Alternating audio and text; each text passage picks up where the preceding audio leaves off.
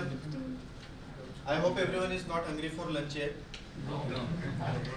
So today we will be covering some fun facts or some things about the payments which we generally don't know, or we know but we don't look into that depth about the payment ecosystem or what's happening behind the hood. So for me, the payment is just like entering the OTP or entering the UPI pin and just pay and go. So we'll just see what's behind the hood. So we will unravel those things in the session. We will keep it interactive. If you have any questions, just ask us at that time only. So it will be interactive and your doubts will be resolved. Yeah, not just at the startup level, even at the individual level, I think payments is a part of our daily routine. Everywhere we go, I think we just can pay using a lot of methods, using a lot of other ways. So yeah, just a deep dive. Do you know how huge is India's digital payment usage? Any guess, any ideas? Because it's been growing for sure, but how huge? Okay. So digital transactions are growing like 88% in last 3 years. So you might have heard the news or read it like UPI has crossed the mark of 11 billion transactions for succeeding 2 months. So this is the large number of digital transactions. So if you are considering the whole US market, the digital transactions are not even 11 billion for that matter. So just UPI is that huge, and we can see this is the map of India. So everywhere in the India, there are a lot of transactions, and the best thing in this map is in the rural part of India also, the penetration of the digital payments or UPI is same. So it's not something like we are only restricted to the tier 1 cities or the metro cities, but in the rural parts also like Panwala or like for that matter Sabji Vendor is also accepting UPI payments now.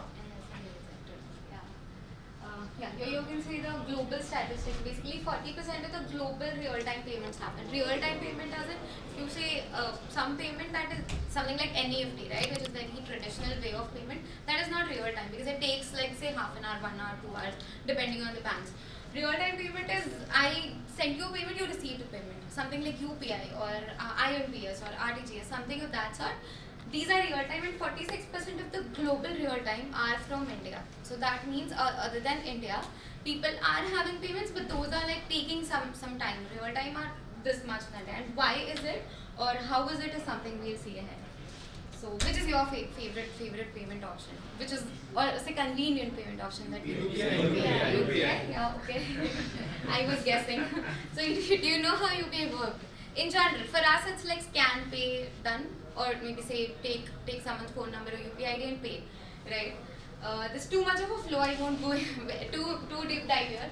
But just to let you know, these many are the stakeholders involved when we pay, and that's why when you get an error, right? When you get an error, we're like pay nahi ho raha hai, Paytm kitna kharab hai yaar, no, some Google Pay issue. That's not just Google Pay or Paytm or any other PG. I won't really mention Razorpay, but any other PG. It depends on a lot of, like for example, PAPG is something like say Razorpay, PayU. Some of the PG is payment gateway, by the way. Payer is something, Payer PSP are payment service providers. These are Google Pay, Paytm, PhonePe, whatever you use. Pay is where you are paying. If I am paying via Paytm and I am paying to Google Pay, then that way. NPCI I think is NPCI is basically one regulatory body that regulates the whole UPI system as a whole under RBI guidelines. And pay or bank are again are banks connected to our Google Pay or Paytm. So these are the stakeholders that are involved, and whatever error you get are these authentications. So I think I'll share the slide. You can go through the flow. So behind every transactions, it's just like entering the UPI pin, but there are 18 callback responses involved in every transaction. So the system is that scaled up, or we are always concerned about API response time or how fast the screens are there and the server scaling. So UPI server is that scaled up and it's that stable that all these 18 callbacks are received within seconds. So sometimes if that Paytm or Google Pay shows the screen like 45 seconds wait time and you will get the transaction response. We get so frustrated, like we have to wait for 45 seconds to get this success screen.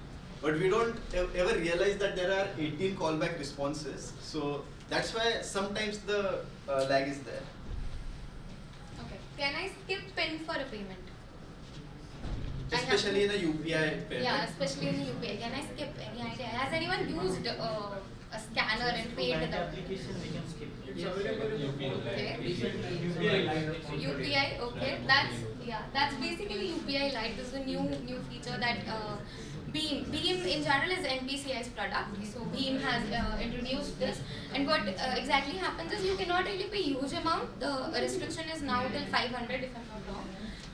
So it's 500 maximum of till 500 I can pay without using a PIN. So it's like a wallet. So I can put in maximum of 2,000 rupees already in my wallet and then paying it without a PIN. Why this? Again, because we don't have patience, right? We just have to pay and rush somewhere. We're always in a hurry, and that's why these type of things come up.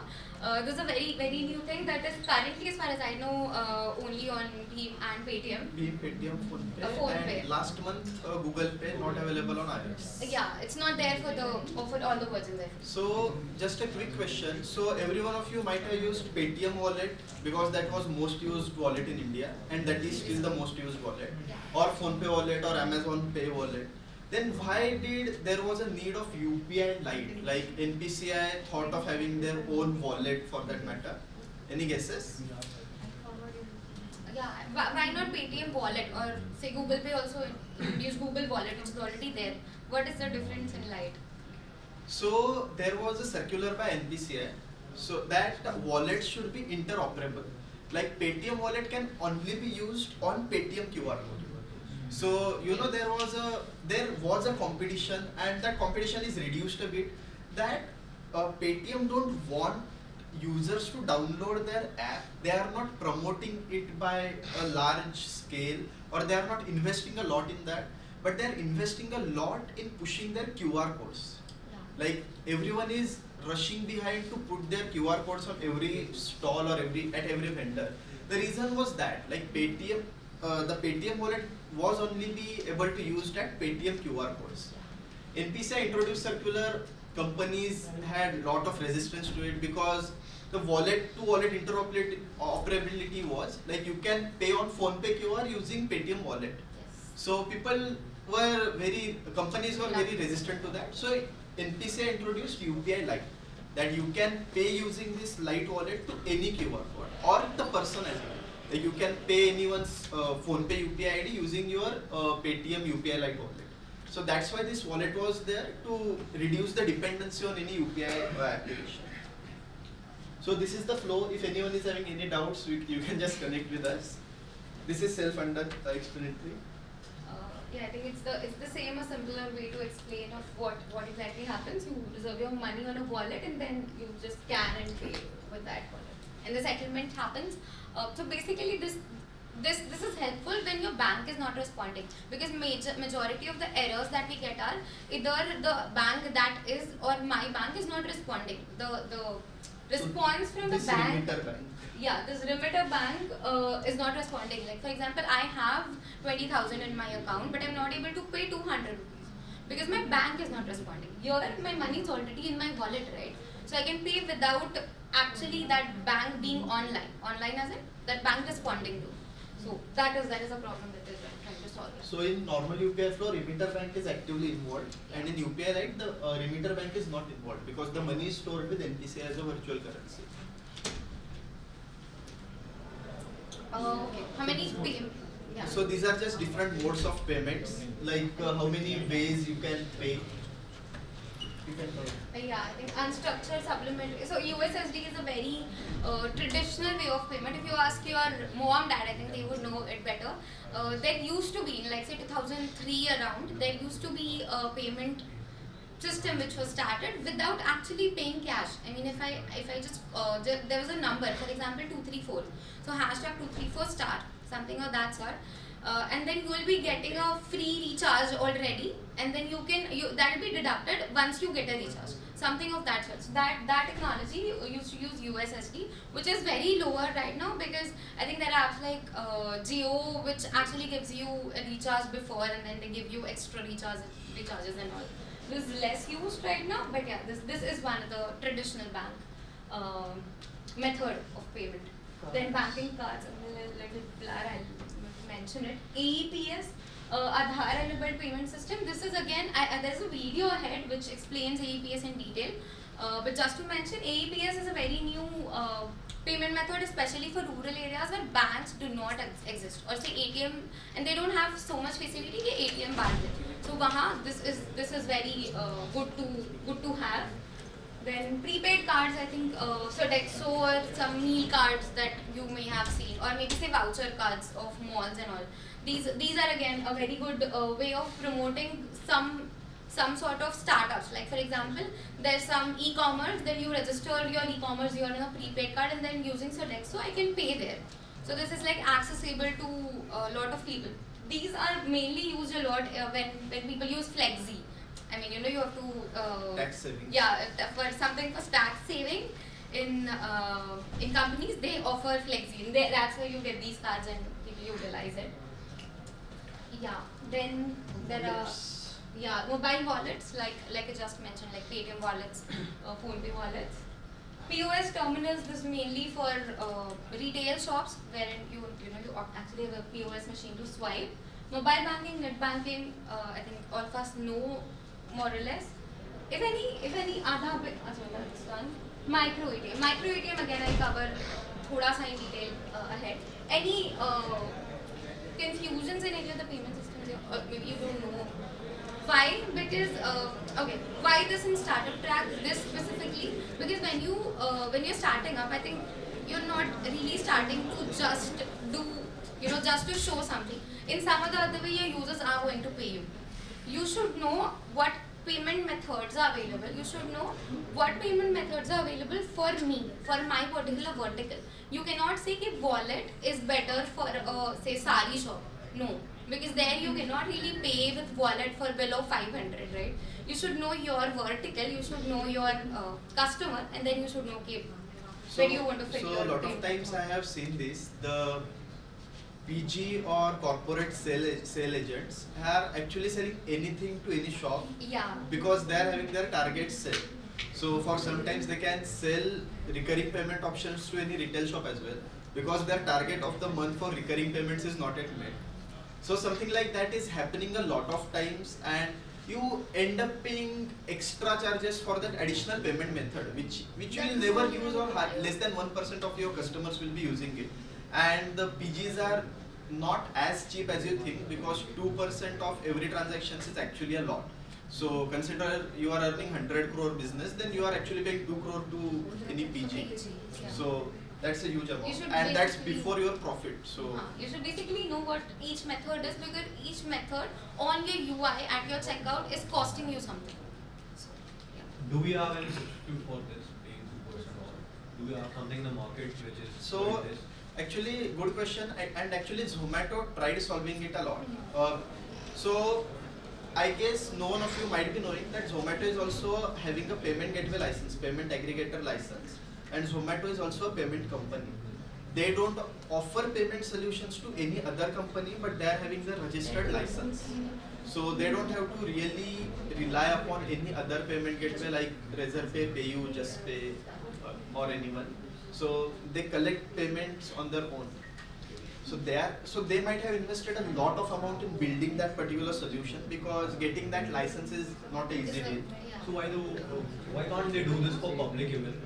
If they So- already have built it and So they will soon, eventually they will launch it, they might launch it, but their main focus is not on scalability or reliability for the large customer base. They might be investing more on the food supply. In fact, they're not using their own PG 100%.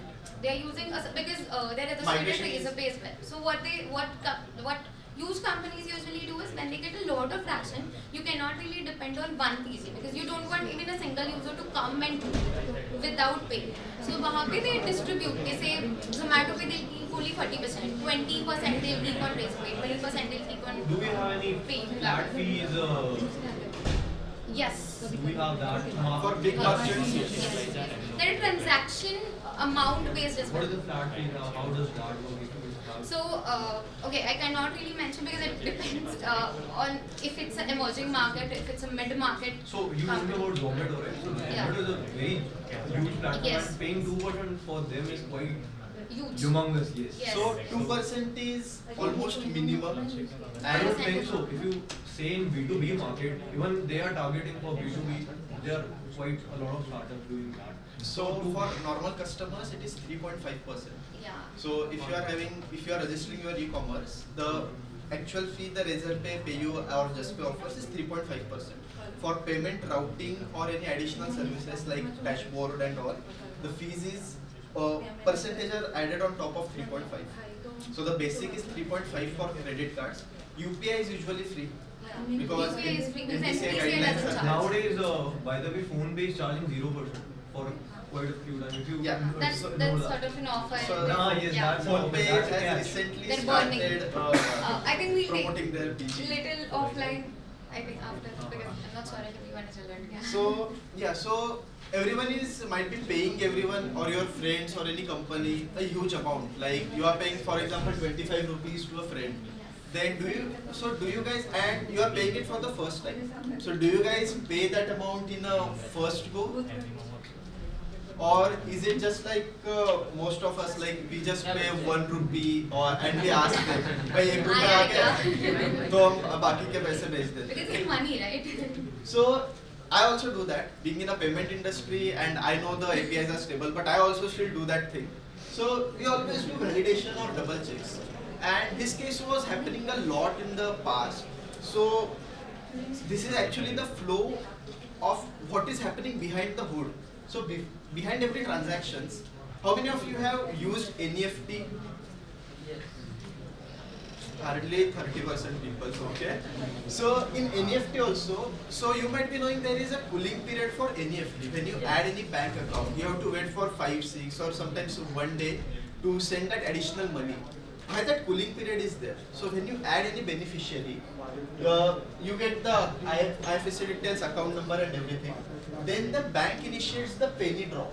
The penny drop to the receiver bank, and that penny drop, once that penny drop is success, that IFS transfer of ₹1 is done, then the receiver's bank sends the beneficiary name to your bank, and then those details are validated. This is why for the big amount that cool down period is there, because this all is happening behind the hood.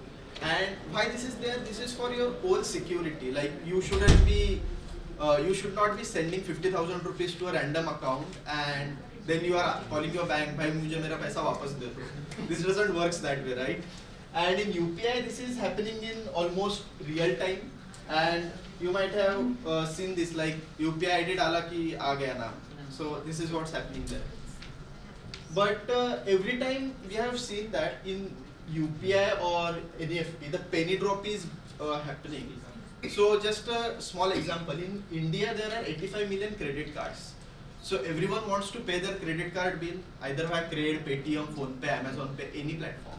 And to validate your credit card, there is a fee of 1 rupee every time the penny drop is being done, and you have to pay 1 rupee. So that 85 million rupees are burned just for penny drops. So that's not very actually good startup, right? So that's not actually the case. So that's why RBI has a guideline now that the penny drop should be reversed every time. So you are paying the money and your amount should be refunded. And the startups or the companies were not doing it initially because behind every transaction they have to pay the fees. So if they are refunding you the money, then also they have to pay the fees. So they were not getting into that jhanjat, and we were also not asking for that 1 rupee back. But that 85 million is only for credit cards. We are doing penny drop on Uber and Zomato, every platform. So that's the huge fee. So that's why this reverse penny drop is introduced. And also only few banks like HDFC, ICICI have this facility now that you will be having a random amount penny drop. Like you are receiving 1.25 rupees and you have to enter. Like I have received 1.25 rupees, so that will be the validation done for penny drop. So this is how the UPI ID validation works. There is a specific API by NPCI which gives you the UPI ID validation. So we'll just skip this because they are continuously flashing the timing. So this is about the success rate. This will be more relevant to the startups or the. Yeah. So basically, behind the scenes of success rate, if you already have a startup, I think the most important thing that we see when we are trying to choose a PG is the success rate. Success rate. Anyone has any idea what a success rate? Like, what can be in general, not just payments. Success rate क्या होगा? My success upon what I attempted. Like, yeah, I think before finals, it was like 100% success rate for India because जितने attempt किए थे सारे जीत गए थे, right? So success upon the attempted payments is what your success rate is. Now this number is very important because this is like how many users successfully paid to me upon how many users attempted. इसका जो difference होता है is very important because those are the users that wanted to come on my platform but went. इसके काफी reasons हो सकता है पे करते ही उसने खुद ही cancel कर दिया या maybe ये हो सकता है कि some error came और maybe उसके account में पैसे ही नहीं है, you never know. So there are multiple things, but the basic this thing is on the PG. Yeah, this is on the PG because it's considered that the payment gateway has to handle everything, and there you need to show all the errors, everything. What can a startup do by itself to improve success rate is something we'll see. Success rate is also dependent on the duration of payment. Like for example, my payment is taking more than 10 seconds. I don't think I'll continue. I'll be like, पता नहीं मेरे पैसे deduct हो जाएंगे. I'll just cancel it out. More than 10 seconds, I don't think we wait. At least for UPI. What can we do for that?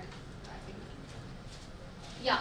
First, you have to understand, what would you do? I think understand your vertical and then choose your payment methods. What can be your vertical? Say insurance or e-commerce or edtech or say some platforms where you browse a lot. Payment models that we have recurring and one time. Recurring payments. Any examples of recurring payments that we use every day? Say routine. Yeah. Netflix. Very recurring, as in the recurring also can have two fixed frequency and variable frequency. Fixed frequency is something like I said, Netflix. Every month I have to renew it. And variable frequency can be data usage. मेरा data खत्म हुआ उसके बाद वो recurring हो जाएगा, right? That doesn't depend on a particular frequency. I may just take away all of my data in 1 day or 2 days. And then we have subscription. Subscription is fixed amount. I know मेरा Netflix subscription, for example, 299 है, then it will be that only. CAW is basically depending on my own usage. So it has a variable amount. Like for example, there's a new feature on LinkedIn. Depending on the emails that I'll send, depending on that, my amount will be deducted next month. Or CAW का सबसे relative example is electricity bill. Whatever I consume, CAW is charged at will. Okay, so it's like whatever you consume, you have to pay for that. So these are basically, and why understanding this is important? Because each payment model has a different payment option that is good for you. You cannot have a CAW के लिए UPI. It will be directly deducting your money and you won't even know. Like फटाफट light में मेरे पैसे उड़ रहे हैं without PIN. You never know, right?